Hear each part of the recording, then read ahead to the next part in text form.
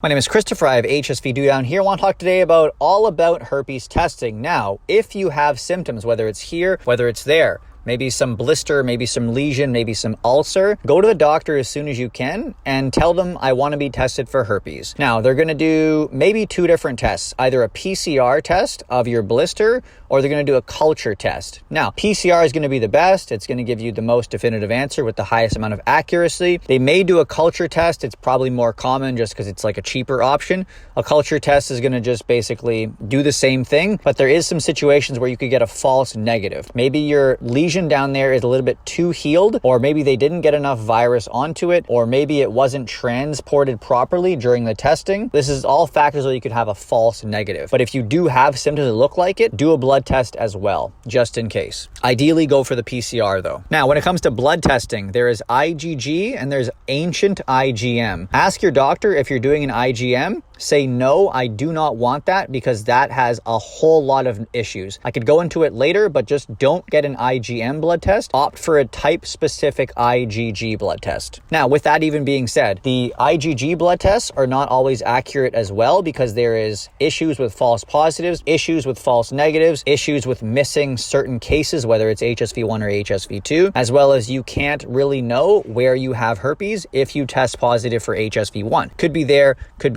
depending on if you have a history of cold sores or not. The other thing too is that timing is important. Now, when it comes to testing your antibodies, 3 weeks after you think you've been infected, about 50% of people will test positive. 6 weeks after you think you've been infected, about 70% of people will show up positive. And then 16 weeks after infection, basically almost everyone will test positive. So why does this matter?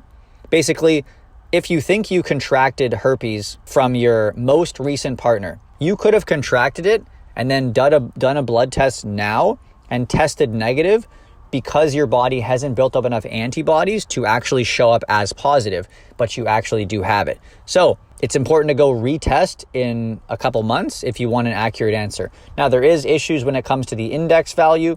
There is a bunch of low positives that when confirmed with a Western blot show up actually as true negatives. So how do I tell you to go get tested? If you have symptoms, go to the doctor. Don't waste time. Get them to do a swab test, ideally a PCR. When it comes to blood testing, opt for one that gives you an index value. Look for an index value that's, I'd say, above 5 or above 3.5. And then just keep in mind that it's probably a true positive. If it's below 1, probably a true negative. And if it's in that 1 to 1.5 up to maybe 3.5 or so, you kind of have to consider that maybe I don't necessarily have this if I don't have active symptoms showing. Anyways, that's a little bit on testing. Love you, miss you, hope you're doing well. It's kind of confusing. Check the herpes handbook in the description box and everything else is linked there as well. See you guys next time.